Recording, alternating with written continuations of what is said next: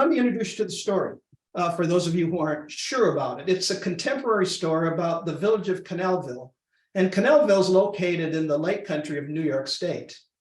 The mayor, his name is Buell Belburn, and he has a dark secret.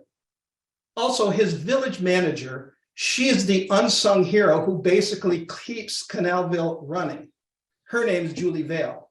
And then tonight you'll meet Randy Sparks, a freewheeling village employee who's always in trouble for speaking his mind. Chapter 47. The WK40 TV studio on wheels, a converted school bus, gleamed turquoise and white in the winter sun. Standing near the real wheel at the modified emergency door was Julie, holding an armful of notebooks. She started climbing up the 4-step aluminum ladder to gain entry into the rear section of the bus. She cradled the books as she gingerly opened the narrow door and entered the back room. To her surprise, she saw Randy standing there. And Randy had just been in a fight. She took one look at Randy, dabbing blood from his nose, and said, "You can't seem to stay out of trouble, can you?" Suddenly, Dalton, the set designer, poked his head inside the still open doorway and looked down the hall. Seeing Mark, the audio engineer's back, he shouted, Hey, Mark, is Manfred the boss around?" "No," the audio engineer quirked and returned back to where Dalton was as he quickly entered the back of the bus, carrying an enormous thermos. He thrust the thermos towards the audio engineer. "I've brought the magic elixir to get us through this day. Plus the show tonight by the size of that jug." The audio engineer's voice suddenly sounded congenial. He'd been kind of crabby to Randy. "It'll be back here behind the coffee pot, and there's plenty more where it came from," the set designer exclaimed. Noting Randy and Julie's expression of surprise, Dalton changed his tone and lowered his voice. "Oh, sorry, I didn't mean to be shouting. Just bringing some of my famous holiday eggnog in for the crew." The audio engineer gulped the remaining contents from his coffee mug, then extended the mug towards Dalton. "It's been a tradition for remote broadcasts," Dalton explained as he poured the eggnog into the empty coffee cup. "We used to call it Christmas cheer before the PC police. Now it's holiday cheer," the audio engineer teased. Randy marveled at the change in attitude this little gift had on Mark. "Would either of you like to sample it? After all, you're part of the TV crew now," the set designer asked cordially. "Sure," Randy said blithely. "No, thank you," Julie said without hesitation.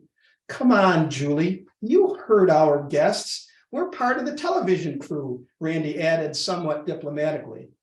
Julie was about to snap at Randy, but she noticed the hopeful look on Dalton's face as well as the happy expression on the audio engineer. "Well, okay, sure, I'll call it breakfast," she said politely. "Oh, you can be sure this will be a wild and crazy day in TV land, but a good dose of my holiday cheer, Christmas cheer," the audio engineer broke in with a mocking tone in his voice.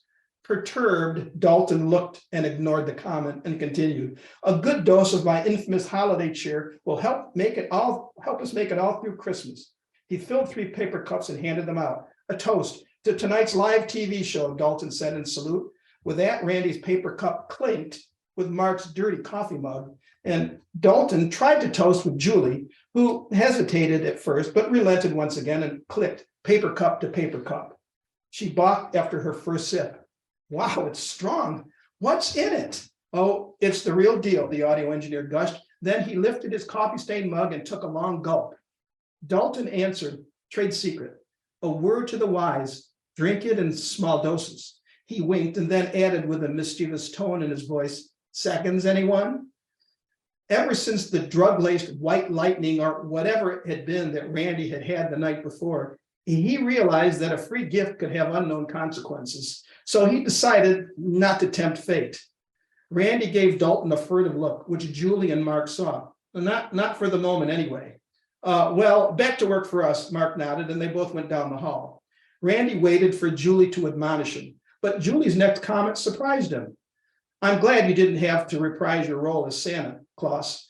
I thought the mayor's demand that you had to do it was mean-spirited, but he wouldn't have accepted the community service as your punishment without that stipulation." He knew what he was doing. Randy moved to the door. "No surprise. The legend of my youth preceded me," he added stoically. With that, Randy got out of the bus. "Thank you for coming tonight. I'm very appreciative."